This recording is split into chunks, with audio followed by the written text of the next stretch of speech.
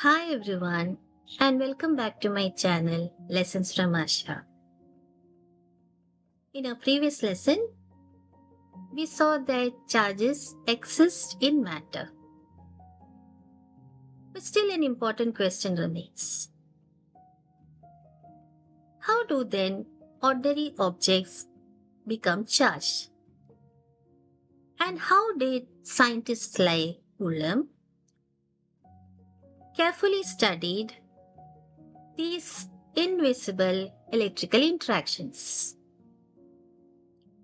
So, in our today's lesson, let's begin our journey of exploring the different methods of charging an object, and also we'll find out how scientists use this knowledge, and then they finally formulated Coulomb's law. So shall we begin?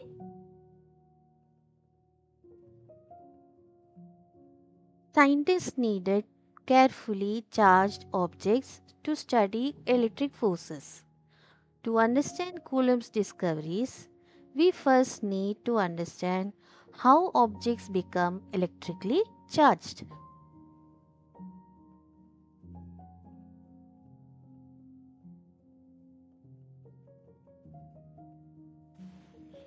When two different materials are rubbed together, electrons transfer from one material to another.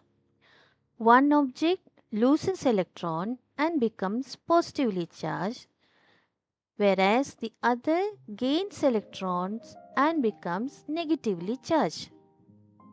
Here, charge is not created, it is only transferred.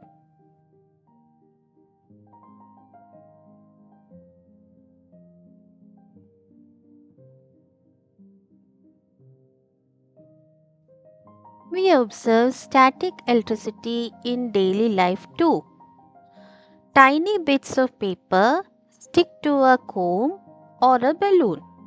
We also find dry hair pulled by a balloon.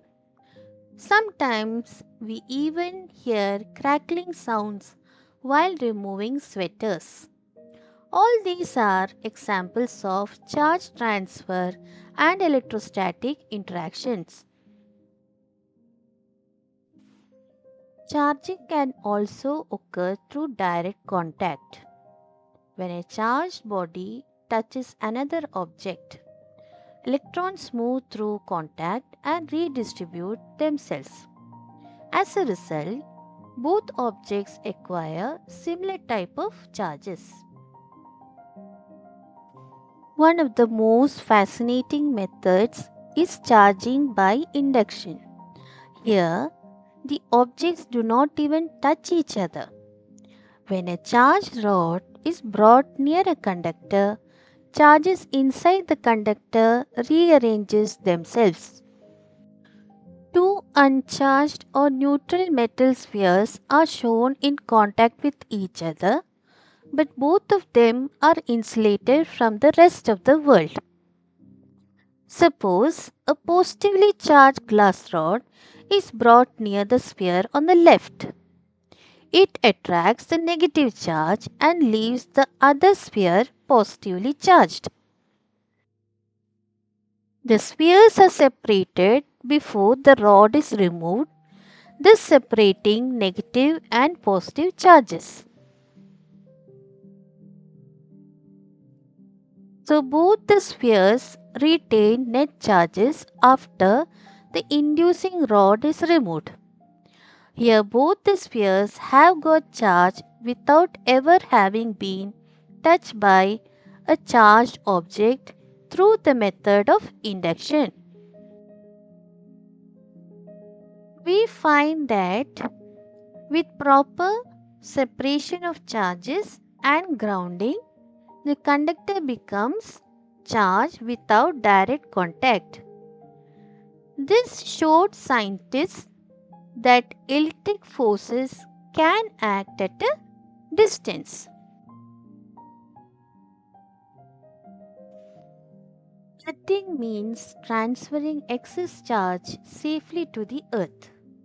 The earth behaves like a huge reservoir of charges. Earthing is extremely important for electrical safety and lightning protection systems.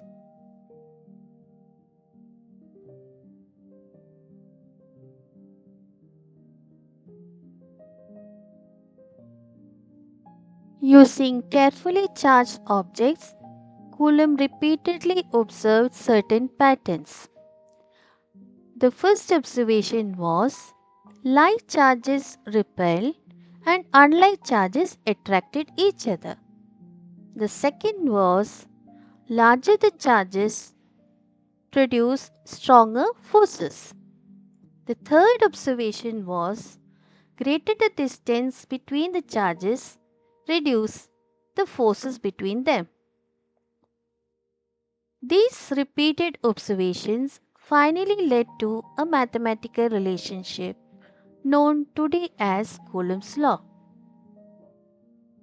Today we studied different methods through which objects become electrically charged.